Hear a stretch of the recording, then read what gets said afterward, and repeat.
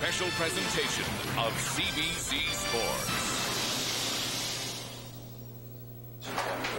Conger was so fucking bad tonight. Duchesne was awful. Really were. Jesus Christ. Al was not bad on the fence. Bergie was brutal. But Dimitri wasn't bad tonight. Turcotte was awful. I'm taking him out next game. He's done. Oh, he was awful. You only go through this career once. So you can't afford to screw up.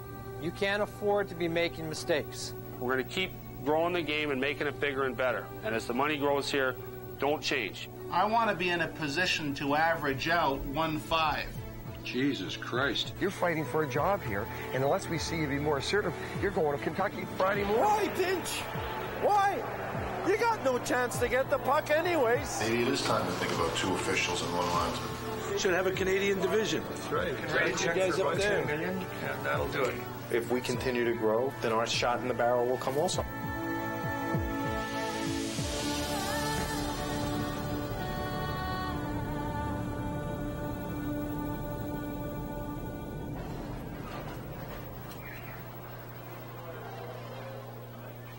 If there is 1 or 2 games this year that I would expect a lot of guys in here to be particularly motivated for, it would be the game that Jim Schoenfeld's involved in. I can't believe that you have the opportunity to show him that he was wrong if he did say anything, and we don't take advantage of the opportunity. Actually, what we do is confirm what he was saying all along, that some guys don't want to play, some guys don't want the puck, some guys aren't physically involved. But Jesus Christ, we lose tonight. Carolina wins, for example. Carolina comes in here, they beat us, and then they're only 6 points back. We just got to relax and play our game. And above all, make a statement about what you are as a hockey player. This is what it's all about. This is what you want, not easy games every night. You want tough hockey games. Isn't that right, Otzi? You want every game to be the 7th game of the Stanley Cup final. When you were little kids playing street hockey, isn't that what you pretended? I mean, that's the way I look at it. I want every game. I want it all on the line every single night. I don't want an easy hockey game. Sure, for my heart and my stomach, yeah, it'd be nice to have easy hockey games, but you want games to count. And you want to show up when it counts. What can I look for in the 7th game of the Stanley Cup final if we ever get there? Now it's time for us to show up for 20 minutes and get the job done. Let's go. Let's go now. There you are, boys. Come on, boys. Let's go, boys. Come on.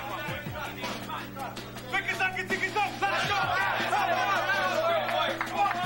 The final month of the NHL regular season can be a risky time of year. Cheating is going on so long, you guys got to get sick of it. Cheating. It's risky for teams that have already made the playoffs and may be inclined to coast the rest of the way. Push it. It's risky for teams that haven't made the playoffs and are still disappointing their fans. Come on, you guys haven't even started. Get over here. Get over here and help them. And it's riskiest of all for the NHL's coaches. Where's your left winger? If they do poorly down the stretch, it may well cost them their jobs. Last year, half the coaches in the league were fired. 13 in all, the most in NHL history. Why have coaches suddenly become so disposable? Has the game passed them by? Too many! Get that! God damn it, get that! Or are there other factors at play? All right! Mike Keenan knows as much about the NHL coaching grind as anyone. But at the start of this season, he is unemployed and working as a part-time color commentator for the Ontario Hockey League. Keenan thinks NHL coaches are easy to fire simply because they're underpaid. The reasons why coaches are fired very readily in the NHL today is based on the economic pressures of the game and the fundamental lack of respect that the industry has for the coaches, more so, in my opinion, than any other major sport. In basketball and some of the football coaches and so on, they pay those positions very, very well. And for that reason, they're a little bit more deliberate as far as the removal or dismissal of that individual. Mike Keenan has dropped by for this afternoon's game. It's always good to have you around. It's great to be here. I didn't go to the game last night, but I got to tell you, I was a little perplexed. because I got 3 different reports that were all like off the wall different. New York Islanders GM Mike Milbury has his coaching staff on alert after only a handful of exhibition games. So I kind of like to find out what the heck happened last night. I'm looking at you. You were there. You were the coach. Well, you gave me Head coach Rick Bowness thinks NHL coaches are easy to fire because NHL players are overpaid. I don't think that's realistic. Players today are paid on market value. They're not paid on their abilities anymore. So if one general manager overpays somebody, everyone else benefits from it. So now you have players who don't deserve the amount of money they're getting, whether it's $800,000 to $2 million, whatever it is, they're getting it. So I'm happy that the players are making all this money, but now earn it. And don't make other people's lives suffer because you're not making that commitment. Nothing assertive here, Jason. You're too good a player to be pushing yourself out of here. You should be challenging these fucking guys, and instead, we're saying, what the fuck are we seeing here? If you piss some of these guys off, who gives a fuck? You're fighting for a job here, and unless we see you be more assertive, you're going to fucking Kentucky Friday morning. Some NHL coaches don't seem to know what the problem is. They just know there is one. I lost my job last year. I got the award of I was the best coach in the league, so they say. Then all of a sudden, next year you're not coaching. And that's really hard to understand. Former Buffalo Sabres coach Ted Nolan was Coach of the Year last year. This year, he's out of work. And that's what I'm going to do right now. I'm going to wait for another opportunity, another chance to coach again. And when I coach again, I'm going to be better. Just like when I was a little kid, when I got cut from a team, I never quit then. Every NHL season brings new pressures. Not just for the coaches, but for everyone around the league. The precedent has been set. Losing will not be acceptable in this city. In November, the last-place Vancouver Canucks fire their coach and their GM. Mike Keenan gets both jobs. By March, he is busy shopping for players and taking phone calls. Hello? Mike. Yes. Larry Plow. Hi, Larry. What'd you sign Grant for? 3-1 next year, and then 3 the last year. That's pretty good. Did you have any interest in him? Yeah, if you had signed him, I would have signed him. For that kind of money, you'd be cheap. St. Louis Blues GM Larry Plow is worried about this year's final trading deadline, just 5 days away. $12 million. Where's he going to get $12 million? So is every other GM in the league. But Plow's situation is unique. I offered him 5, so I'm fucking stupid, so maybe there's somebody that's worse than me. Well, boy, that's a lot of money. By the end of the season, the St. Louis Blues will have 7 unrestricted free agents on their team. Plow cannot afford to keep all 7. 2 days ago, he re-signed his star goalie, Grant Fuhr. But 2 of Plow's biggest stars have rejected his contract offers. Brett Hull, for lack of a no-trade clause. Al MacInnis, because the numbers weren't there. What would you be looking for McGowan? Jamie. Plow is ready to deal both players to other teams. The reason is money. I don't think I'd give you a draft pick. Like, you were looking for a winger, like I'd just give you a name. Would you be interested in, like, a Harry Yark? You wouldn't have any interest in Al MacInnis or Brett Hull? Yeah, he turned down our offer.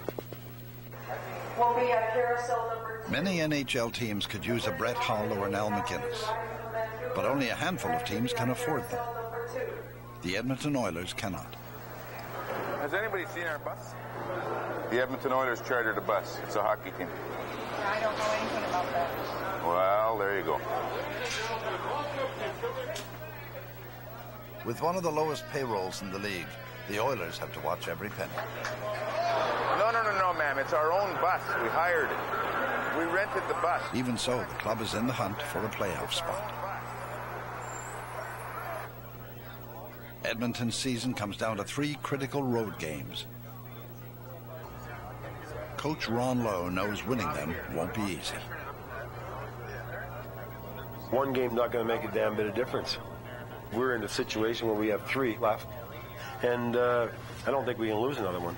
For Western Conference teams like the Edmonton Oilers, travel, wear and tear is a big part of the grind.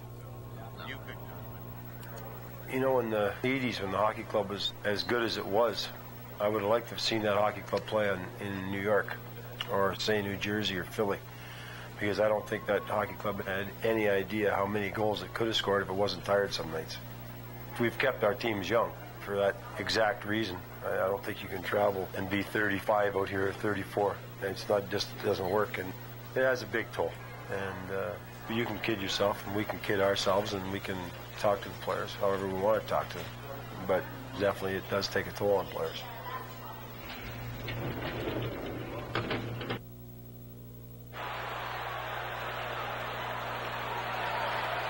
Good play, good play. Edmonton's first road game against Anaheim goes well for 2 periods. Jesus Christ, it was there. But in the third, the flight to Los Angeles, the bus ride to Anaheim, and maybe even the NHL's long regular season itself finally catches up with the Oilers' star goaltender, Curtis Joseph.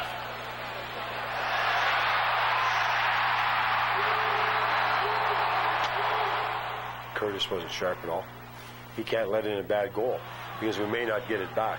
And that kind of pressure on a kid game after game after game will wear on you. I'm sure there's certain nights where you just like to say, I don't feel like playing tonight. Down a goal, Lowe pulls Joseph late in the game. Jesus!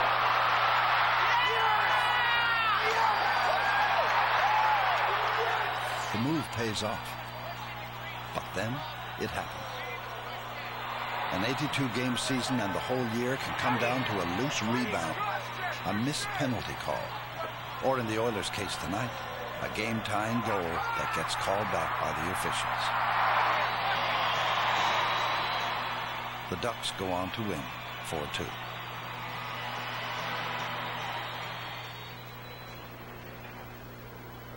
Few people ever get to decide the outcome of an NHL game.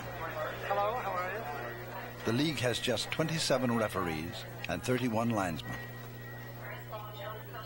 Bill McCreary, at age 43, is one of the NHL's most senior referees. In the league for 16 years, he has been in the game ever since he can remember.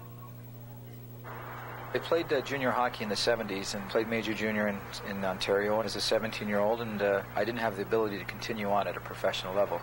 So I got involved with minor hockey and officiating the younger children, and the opportunity arose for me to continue on into the junior ranks. You know, it's no different than being a coach or a player. You start at the minor levels and work your way through the American League and into the National Hockey League. There's lots of days you wake up when you're traveling, and like last week I did it Boston Monday, Pittsburgh Tuesday, St. Louis Thursday, Detroit Saturday. I was home Sunday, left for Tampa Sunday night, and worked Tampa Monday night, Miami Tuesday. I was home yesterday, and here I am in Chicago today. So this year he will referee 67 regular season games and 12 more in the playoffs. From October to June, he'll be on the road for about 150 days. For an NHL referee, the physical demands are a big part of the grind. How are you today? On the ice for the full 60 minutes, McCreary skates 15 kilometers a game on average. We used to come to training camp and get in shape at training camp and work ourselves to a level of fitness that was acceptable. Now we're tested prior to training camp. You know, we have to pass tests on and off the ice. And I think it's made a lot of our officials extend their careers. You know, we have some officials now working into their 50s, which is a tremendous attribute to those people. And I think it's something that the rest of us can strive for to reach those goals. What do we have there in Chicago? Chicago. They lost by games by 1 goal. No, there's one at 10:30 also.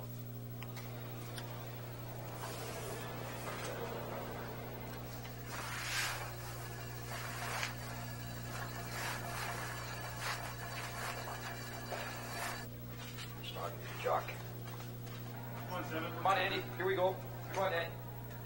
I think the greatest part is to go on the ice and be able to officiate the professional athlete, the superstar, the great goaltenders, the great defensemen, and just the whole game of hockey. I'm a big fan of hockey, and I love being on the ice from the drop of the puck till it's over. We're humans. We make mistakes, and we don't win or lose. But our job is to make sure that the game is played safe and fair, whereas they have to win. If they don't win, it costs owners money, you know, and inevitably it costs coaches jobs and players to be traded. So in the heat of the battle, sometimes there's things that's said that I know they don't mean. And apologies are often expressed. But, you know, that's part of the game, too, and I think you have to have some thick skin to accept that. Oh, just what I need is a long pass to get started. Right on. Referees cannot choose sides. Coaches often demand that a side be taken. Be sure to turn in the WRC. Take charge, Donnie!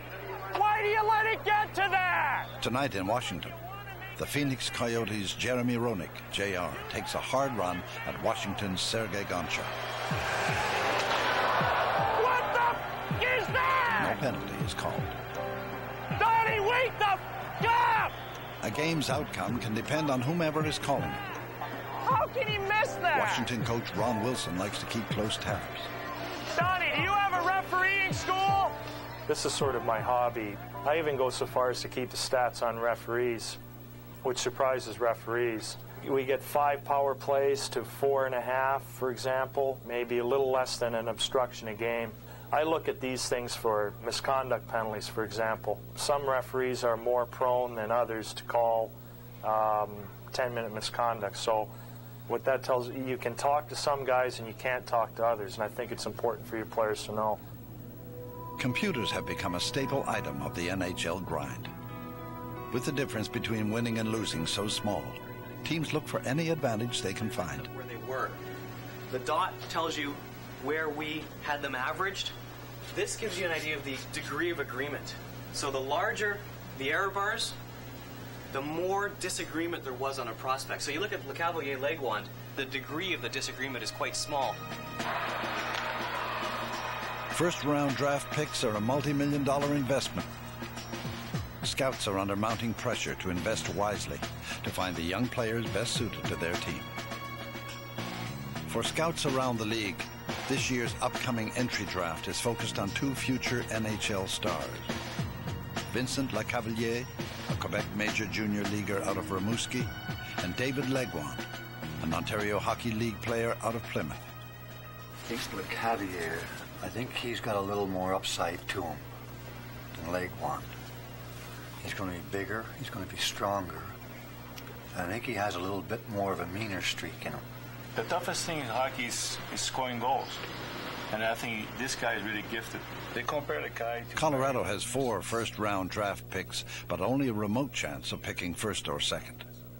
Still, the team scouts have to be ready with an opinion. Lecavalier does all his puck skills, one-on-one individual skill. Legwand, on the other hand, he generates all his offense with his speed. I know in my own situation, one of the mistakes I made... A big part of a scout's grind is being forced to predict a future that may be years away. As we see more of these 2 players in the stretch drive, we have to be very conscious of the fact that what is that player going to be like 2 or 3 years down the line when he is ready for the national...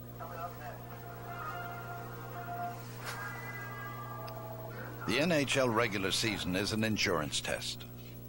But sooner or later, careers wind down. We got everything, Millsy? Yep. Yeah. Kevin Lowe has been in the league for 19 years, 15 of them with Edmonton. This year could be his last. I think on the road, you really have one responsibility only, and that's get to the rink and practice or play, and other than that, it's downtime. You should take advantage of your downtime to rest up. 5 games in 7 nights or 6 games in 9 nights sort of thing. It's just because there's 3 days where you aren't playing doesn't mean that, it's an absolute holiday. Yeah. A solid defenseman. Lowe has 6 Stanley Cup rings, 5 with Edmonton and 1 with the New York Rangers. But this year has been difficult. Sidelined by illness most of the season, Lowe rejoined the team a week ago. 39. He is still unable to play 2 games in a row. I think if it was to be my last year, and I'd certainly want to give it a full shot at playing some games, but it's so hard to say. The best thing I've done over the last 6 or 8 years was not think too much about the future and just worry about the present. But chances are, when it's time to go, he'll be the one who decides. Some players are not so lucky. This year, one of Lowe's former teammates, Nick Kypreos, has his season end before it begins. A punch leads to a fall and a concussion. Suddenly, his career is in jeopardy.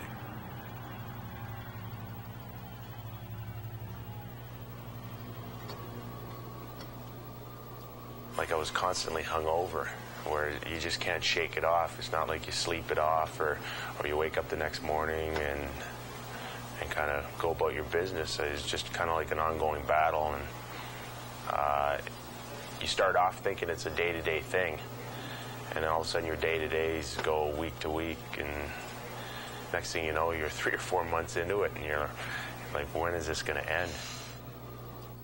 Concussions result from severe blows to the head. Their effect on the brain is cumulative, each injury compounding the last. They can prove fatal. It was actually my second headache today. The first one was working out with Ty. You know, anytime you get hurt, you always wonder if you'll be, you know, the same player that you were before. I mean, I've battled major knee surgery and shoulder surgery. And I broke my leg last year, so again, you always knew those things would heal, but when you're dealing with your head, you tend to think of the long-term picture. I mean, for me, the thought of, you know, career ending, for me at 32, it's a little more comforting to say, you know, if I was 21 or 22 and just starting out and having to deal with this. You know, I think of Brett Lindros, what he's going through right now, and to have a head injury is really tough. Through mid-March, 62 NHL players have suffered some form of brain trauma. By year's end, the total will be 82. The New York Rangers' Pat LaFontaine suffers his 4th concussion this year. The concussion Anaheim's Paul Kariya suffers costs him the Olympics and the last third of the season. Head injuries have also affected the Lindros brothers. Obviously, this is something that's, you know, hit home to me when my brother can't play hockey anymore. In his 2nd NHL season, doctors advise Islander forward Brett Lindros to retire. Hopefully, with their efforts of everybody at this table, there'll be other kids, not only in our league, but younger, that won't have to go through this frustration and a shortened dream of playing in the league. The regular season grind is one thing. Head injuries are another. You love the game, so you play the game. The problem is, doing so can affect you for the rest of your life. 4 months from now, Nick Kypreos will announce his retirement from the game. Passion. You know the feeling. Some say it's just a game. But you breathe life into it. Anger, joy, admiration.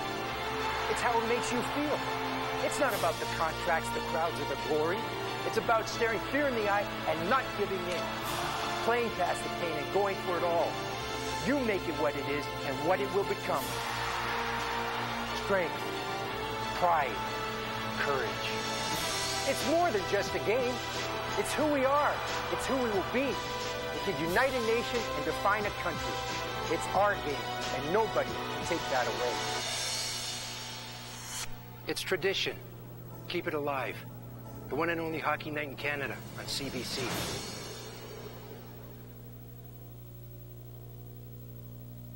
I felt like when we were on last night, there was nobody that had a no-trade clause, and I kind of felt stupid with Grant Fuhr having one, apparently. This was inherited when I got here. And I told his agent at the time when we started negotiating, I said, look, I said, I will live up to whatever's in this contract because it was negotiated by the parties before I got here. Larry Plough's season has just gotten worse.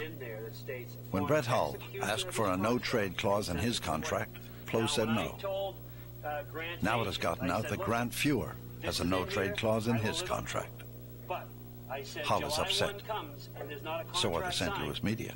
This clause is null and void. I see. When we talked last night, it was just that Plough's next call is from Al McGuinness. Al is upset.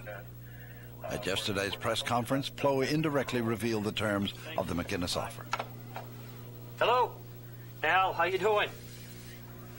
What I said to the press, I did not detail your contract at all.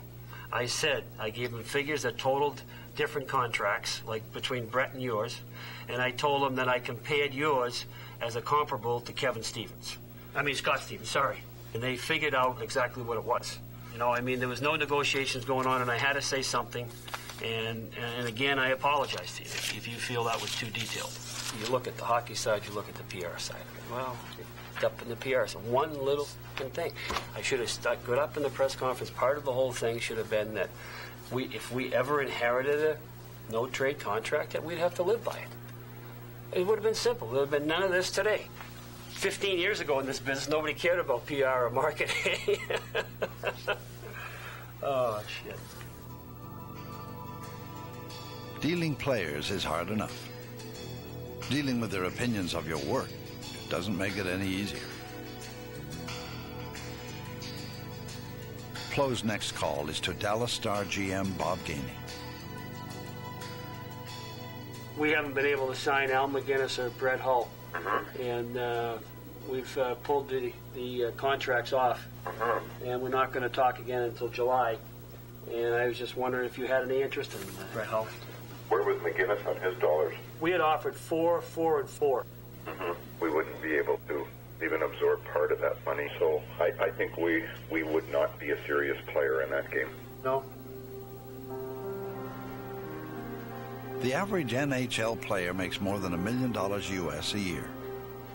The average NHL coach makes half that amount, or less. It's all about money. It's a big business. Sport is sport, but professional sport is a big business. So, of course, it's bottom line. Robin Burns is Boston Bruins coach Pat Burns' cousin.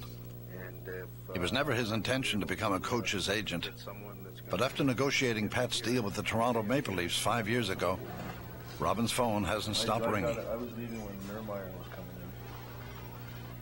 in. He thinks a coach's contribution to a team is easy to quantify.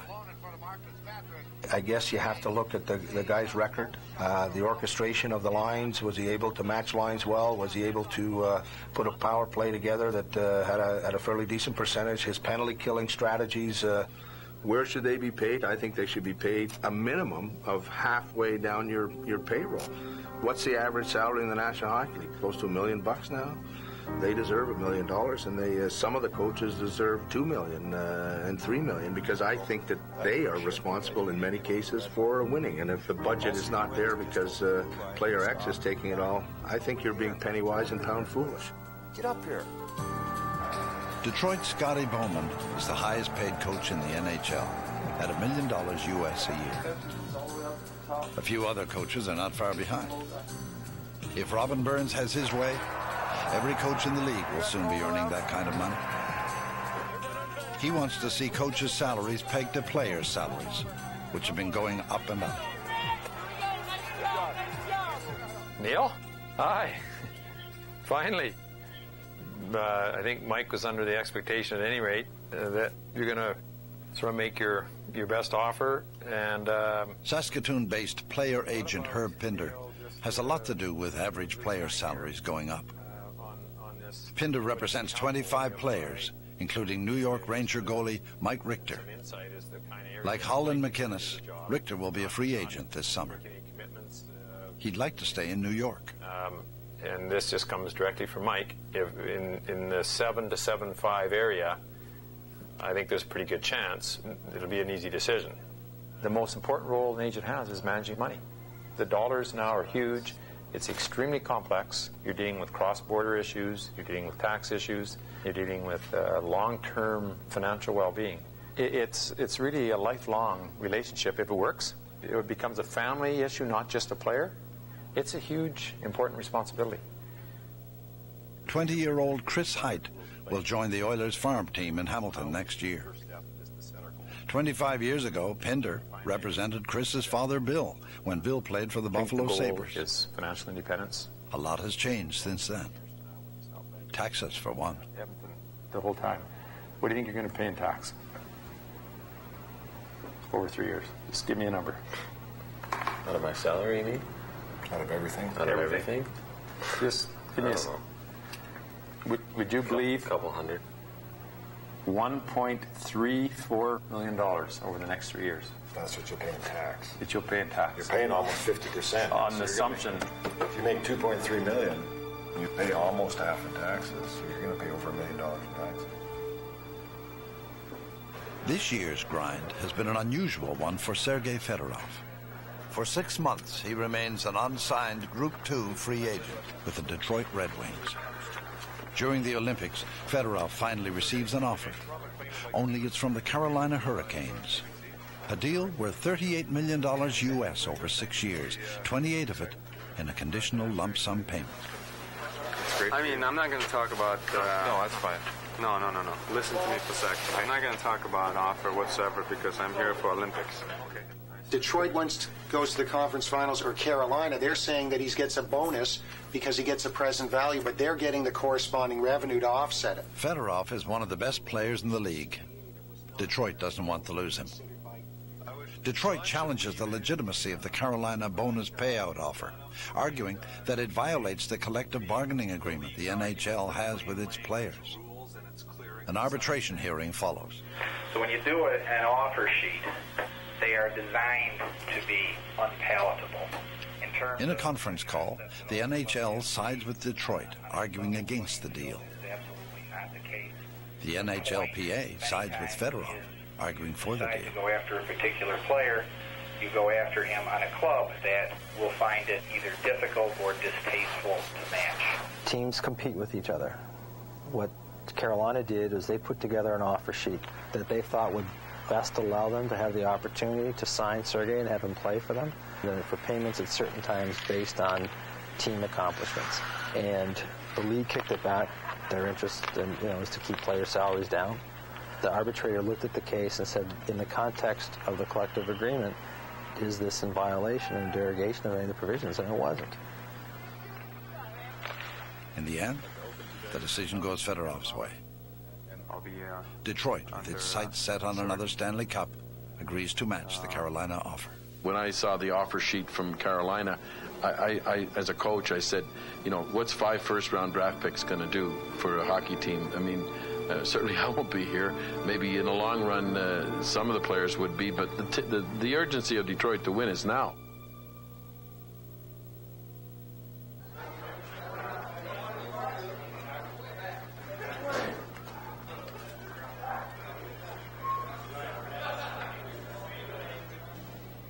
No one in the hockey world expects Edmonton to win the Stanley Cup this year.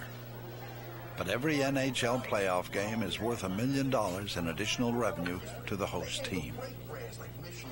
Making the playoffs is essential for the Oilers' financial well-being. For that to happen, the team's star goalie will have to come through. Game 2 of Edmonton's road trip is against Los Angeles. Curtis Joseph and his teammates come up with what may be their best game of the season. They shut out the Kings 4-0.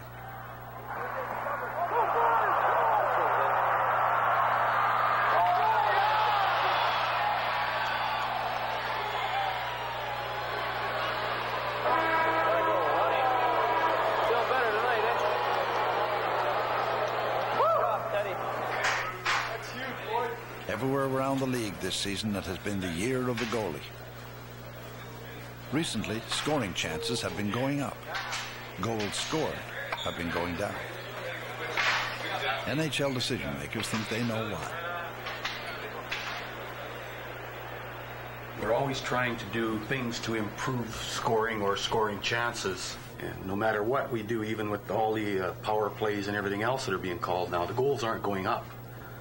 And we think that one of the major problems is the equipment that you guys wear. For NHL head office and the league's GMs, this year's grind has included tinkering with the rules. Today's focus is on goaltending.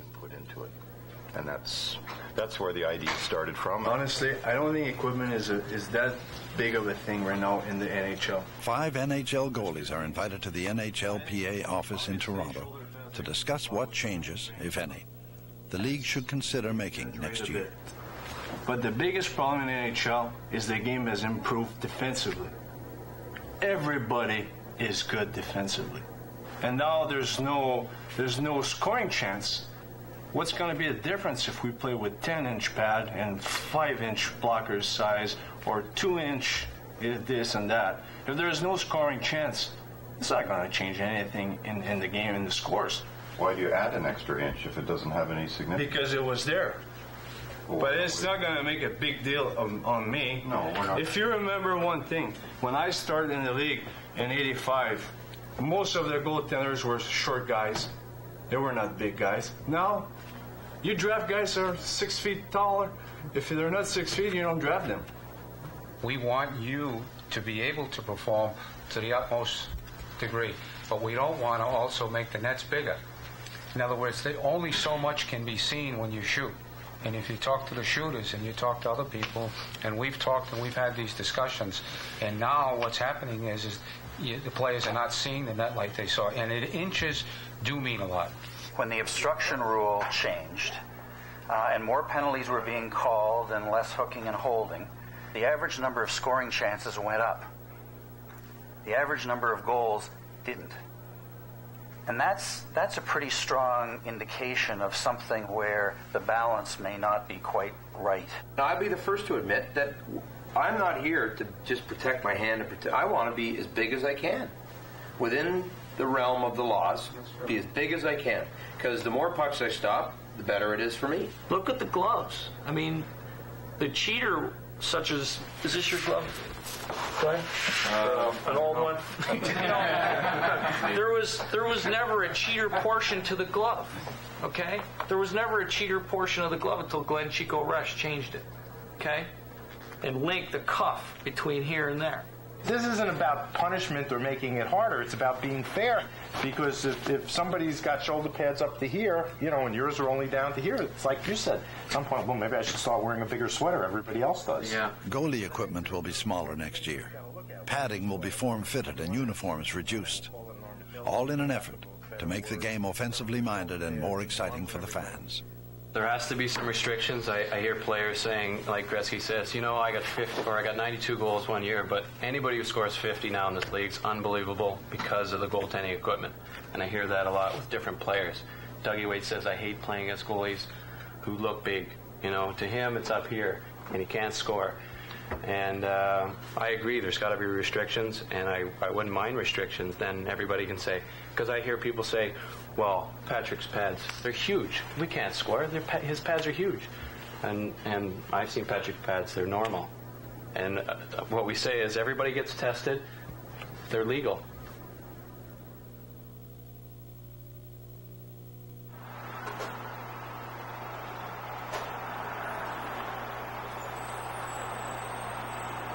The Edmonton Oilers return home.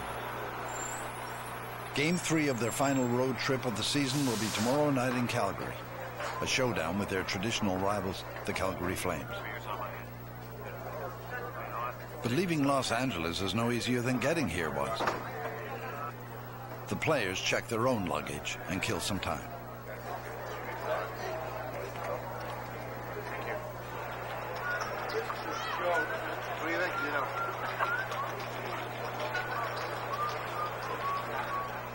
All year long, all I heard was that the reason our team's doing so well is it's simple. None of them have contracts.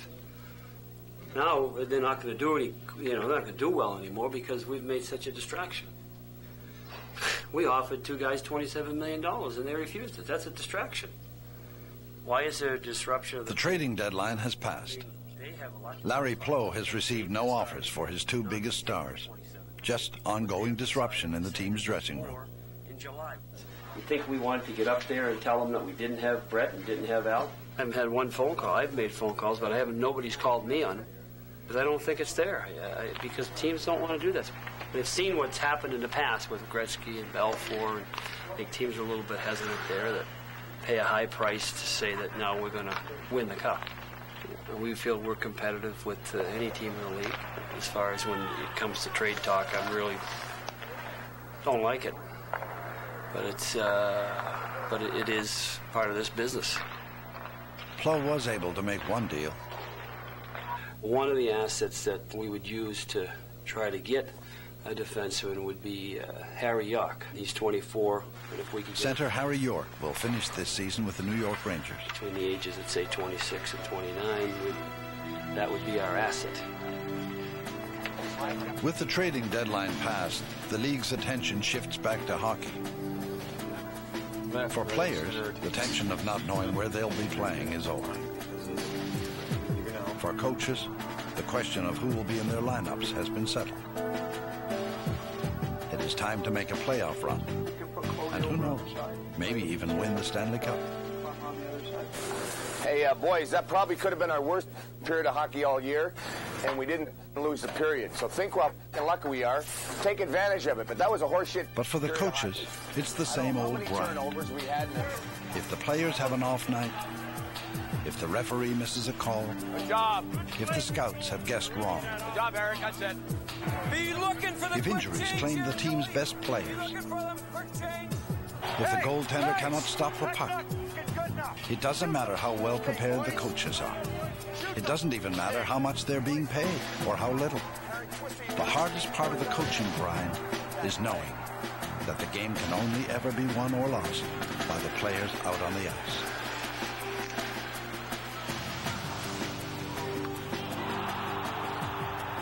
With 1 second left on the game clock, Al MacInnis flukes a 60-footer past Toronto Maple Leaf netminder Felix Potvin.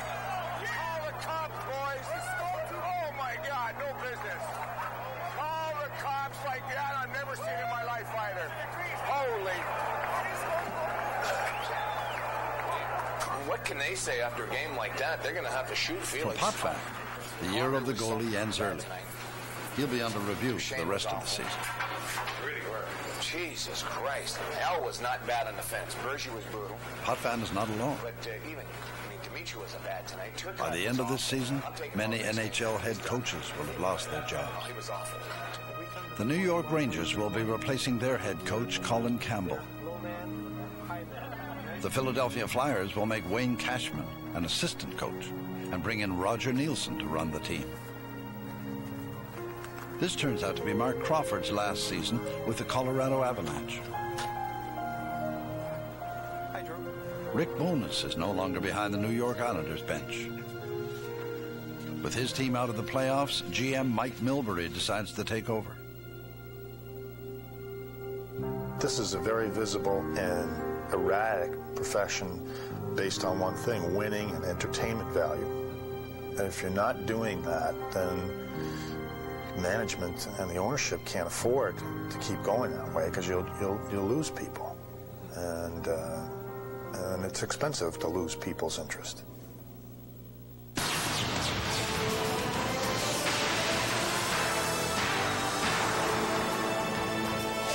The New Ice Age, a year in the life of the NHL on CBC. Brought to you by Bell, connecting you to the people, places, and things that matter. And by Ford, for now, forever.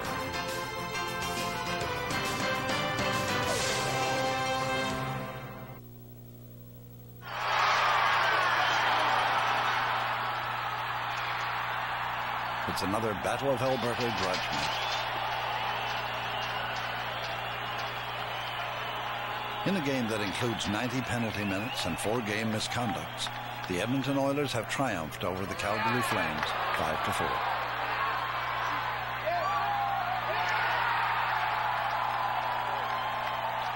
Northbound on Highway 2, the Oilers head home to Edmonton and the Stanley Cup playoffs. Who knows? They just might go all the way.